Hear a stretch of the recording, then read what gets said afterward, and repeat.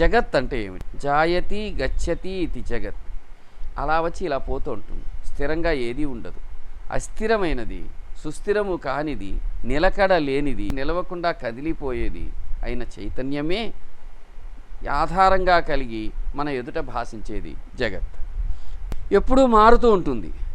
Always in a state of flux అని ఇంగ్లీష్లో చెప్పవచ్చు దాన్ని. అలాంటి జగత్తును అర్థం చేసుకొని దానికి దిశానిర్దేశం చేయగలిగిన, జగత్తును పరిపాలించే ధర్మాన్ని చెప్పగలవాడు జగద్గురువు. మరి సరేనండి, ఇక్కడ కృష్ణుడిని అన్నారు, ఏమిటి మొత్తం ప్రపంచానికి అలాంటి జగద్గురువు ఒకడే ఉన్నాడా అని అంటే, అటువంటి స్థాయి కలిగిన వాడు వ్యాస పరమాత్ముడు. వ్యాసుడు ఒక జగద్గురువు, ఆయనదొక తత్వం.